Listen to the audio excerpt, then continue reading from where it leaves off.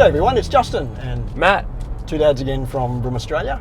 And mate, in our search for fun and family friendly cars, we're coming to you today in a 2022 HAVAL H6 GT Ultra SUV.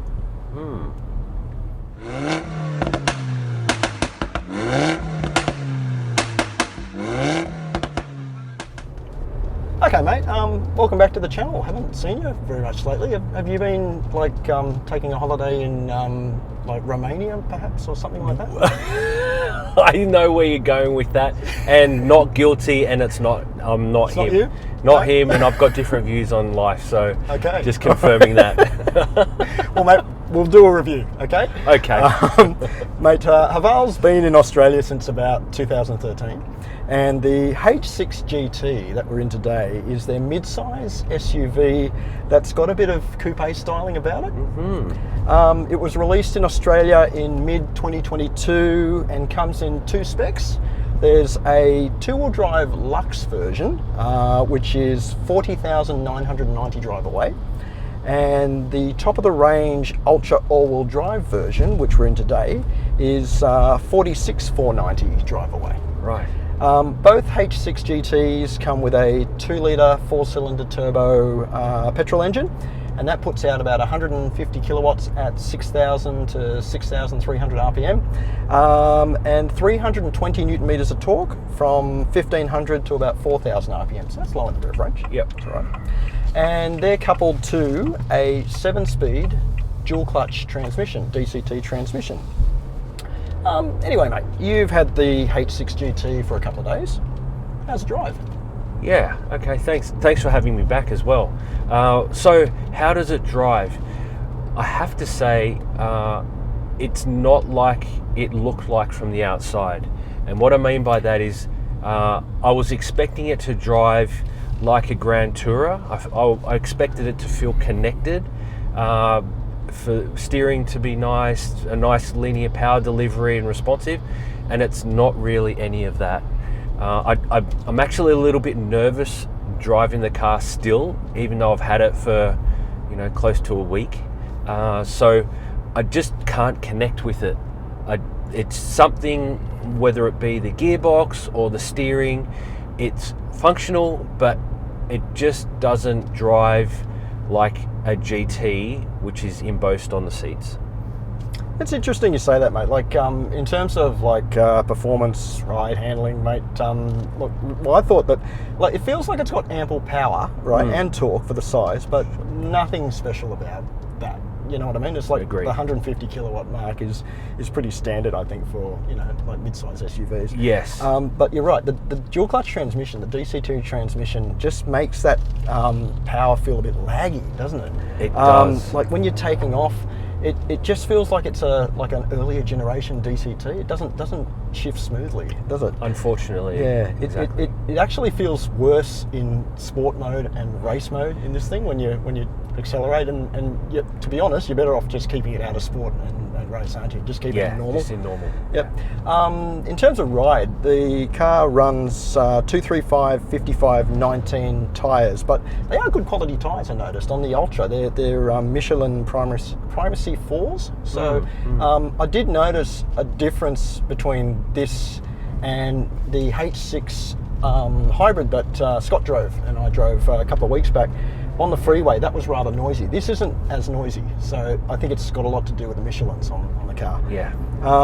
The ride, I thought it was firm, but you do feel the bumps on rough roads. Did you find the same thing? I did find that. It just seems to be something to do with the suspension setup. It sort of crashes over the bumps instead of soaking them up. Yeah. And it sort of transmits through the whole cabin. Yeah. You really feel that. It's not plush. It's one of those cars I think could do with Australian suspension tuning, couldn't it? Well, we see in other manufacturers when they do it, you really notice it. Yeah. And it feels like you feel connected. Yeah. Mate, in terms of the handling though, that's it's got electric steering with 3 modes. There's a comfort mode, sport and light, but again, like the hybrid we drove previously, they're all pretty bland, aren't they? Like they're only just degrees of heaviness. Yeah, exactly right. I couldn't really tell a substantial difference, and No, there wasn't a substantial improvement to feeling on any the. of them, was it? No, So, no. unfortunately not. I'm And afraid. and like you said before, like the way it rolls in corners and that, there's no sportiness in the car. It doesn't sort of live up to that GT name, does it? No. So it's not a Grand Tourer. Could you actually tell it was all-wheel drive as well? That's an interesting point, Justin, because I haven't really driven it aggressively because I haven't felt really confident behind the wheel. And when I did take off in a spirited way, I actually thought it was front-wheel drive. It just felt that way. The steering felt that way. I didn't really even notice it was an all-wheel drive car. Yeah, it's supposed to be like like up to 50% traction would go to the rear as well as one of those sort of all-wheel drive cars. But Right. yeah, it doesn't feel all-wheel drive. It feels, like you said, front-wheel drive, doesn't it? So, yeah. In terms of the brakes, mate, it's got those yellow calipers to hint of sportiness, but mate, I don't think they make any difference whatsoever, do they? I don't think so. Like a lick of paint won't really change how they perform. Yeah, they're not performance brakes on it. So. No, they're not. Mate, the official fuel consumption figure for the car is 8.4 litres per 100 Ks. I don't know how you found it, but when I was driving it, it seemed to do a bit more than that in town. Yeah, agreed. I found the same. It does use 91 octane to save costs, so that's not too bad. The instrument displays and the lane keep assist reminds me of a certain American car. Scott sort of felt the same way. What do you think? Oh, agreed. It was very Tesla-like. Yeah. Very much so. Whether that's good or bad, it is what it is. But yeah, I felt that same way. And look, to be honest, I drove it on the freeway, and both the hybrid and this one, like the Active Cruise actually uses cameras and radar and stuff like that, and it seems to work pretty well. Like I didn't have any issues with it. It's fine. So, yeah. Fair call. Yeah. The towing capacity of the car is about 2,000 kilos brake, so that's not bad actually. But I think if you're going bush in one of these, there is not a full-size spare in the car, but you do get a space saver, unlike the H6 hybrid, which doesn't. That's got a can of goo. So. Yeah. All right, mate. Quick chat about family friendliness, practicality, safety. What do you think of the driving position? Yeah, look, I tried so many different settings to get a really comfortable, natural feel to where I'm sitting, and I couldn't. I don't know what it is. I just couldn't get that really optimal seating position. And also with the seats, again, like we usually say, it's good to feel like you're sitting in the seat and it's wrapping around you a little bit. Not quite there. It's very comfortable. Very comfortable, absolutely. Lots of padding and supportive, but didn't really feel so much connected and in the right position. I think in terms of the driving position, mate, I think I kind of figured out what it is. It's the steering wheel does adjust for height and reach, but not enough. True. Do you That's reckon true. That's it? It's a very short sort of range of adjustment. Yeah. But and as you mentioned about the seats too, like they have tried to make it a bit sportier. Like they've got Alcantara on the seats, which is nice. That's good. Yep. So that's pretty cool, and they are ventilated and heated. So they have tried to make it a bit more comfortable. The steering wheel's heated too. So, true. Good features. Yeah, very much. In terms of driving vision, though, mate, I found the rear vision's pretty limited. What did you think? Oh, straight away I noticed. Even like normal sedan type vehicles behind you, I could only really see their roof when I was looking back, which wasn't confidence inspiring as well. The A pillars are quite thick, the C pillars are thick, so vision wise, not the best. Yeah, it's like a bit of a letterbox out the back, isn't it? So, very much so. Yeah. Interior style, ergonomics, mate. I think it looks pretty smart, modern. There's a few soft touch plastics on the dash, and like you got Alcantara on the doors and stuff like that. So it presents well, doesn't it? So, it does, yeah. It's quite a nice place to be in. But again, like the other H6 hybrid that we drove recently, like eye level, it looks great. Down below a little bit, that's where you can see where they've saved the money, isn't it? So, yeah. Mate, the infotainment system. Mate, that's not bad. It's a 12.3-inch touchscreen in the Ultra, so she's got the big one here, and it operates like a tablet with widgets. Yep. But there's no built-in DAB or built-in navigation, so you've got to use your own sort of phone, like Apple CarPlay or Android Auto, to get nav or something like that. Yeah. The Ultra, like if you like tech, it's pretty much got everything. Yeah. But that tech can be a bit hard to find. How did you find when you were driving the car? Yeah, well, firstly, that's a good point. Firstly, the actual infotainment system doesn't deactivate when you're driving, which is a little bit concerning. In terms of like all the different features, so if you wanted to change things, is that what you can change everything while you're on the move, which is a bit of a safety concern. Well, obviously, it's you true, should choose not to. because you're not allowed to use your phone when you're driving, right?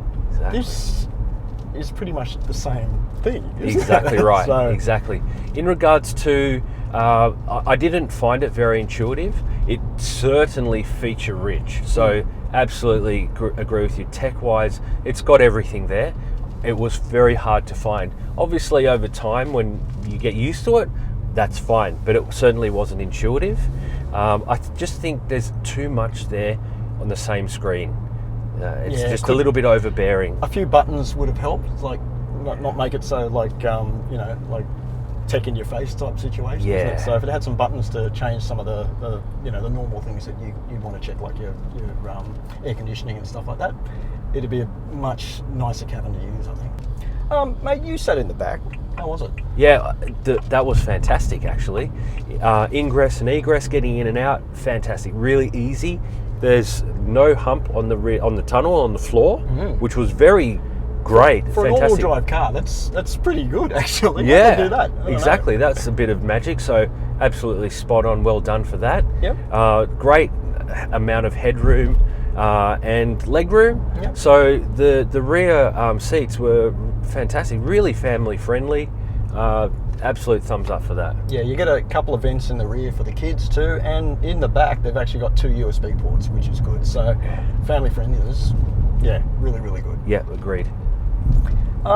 Mate, the boot, in terms of practicality, did you put anything in the back or anything like that? I did. Yeah. I did, and I found it fantastic as well. Really easy to use, flat floor, flat to get in, quite wide and quite deep.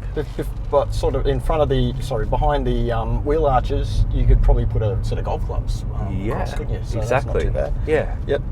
The seats split 60-40. There is no underfloor storage because that's where the space saver tyre sits, really. So it's got that, but yeah, it's not too bad. Yeah.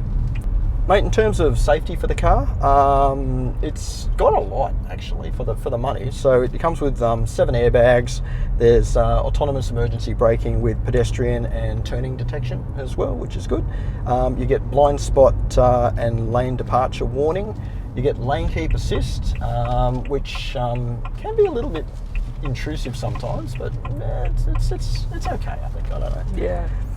You get front and rear parking sensors with the 360-degree camera.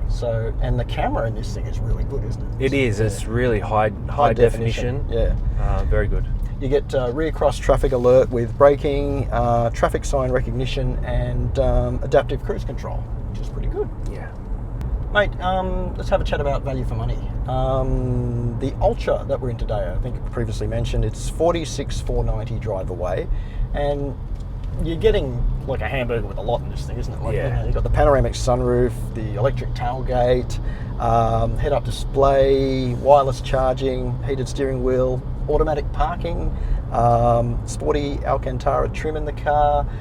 You even get a feature where I had it in a BMW, but I never used it. Like, you press a button and it'll back up the last, X amount of meters that you've driven. So, that's pretty high tech. True. But mate, it's supposed to be a GT by name, but I don't think it comes across as that at all, does it? Unfortunately, not. No. So, mate, the car comes with a 7-year unlimited K warranty, so that's pretty good. You get 5-year roadside assistance on it as well, and it comes with a cap price servicing program. It's a funny sort of setup. The previous one had two. Like, it's the first service is 1 year or 10,000 Ks, and then the second year after that for 5 years is every 15,000 Ks. Right. So, have you ever heard of that? I haven't heard of that. No. So, No, that's different. Yeah, but the total price for 5 years to service this car is $1,760. So that's pretty good. That is good value. Yeah. X Factor, mate.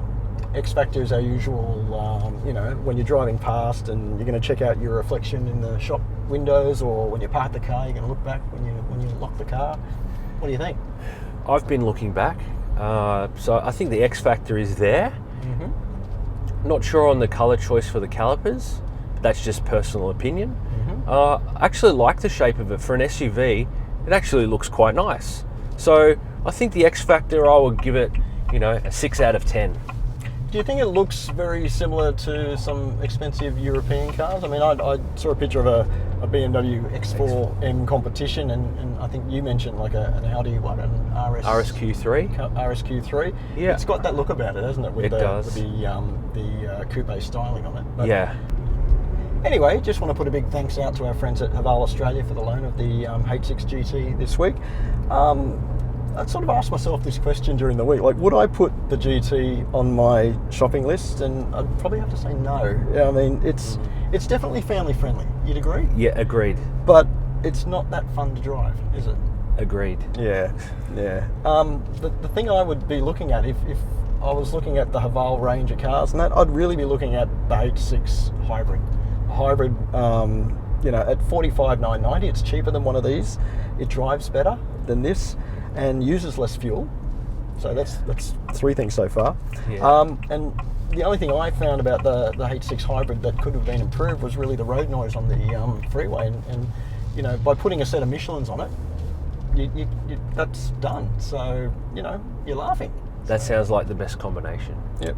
But I got to say, when you're looking at HAVALs, because of the amount of tech that these things have, like if you're a technophobe, yeah, I think you got to be prepared for that, don't you? Agreed. Like if you don't like tech, then maybe this isn't the car for you. So Spot on. Good point.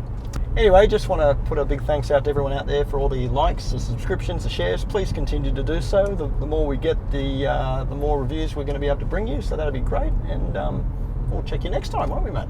Absolutely. Look forward to it. See you later. Bye.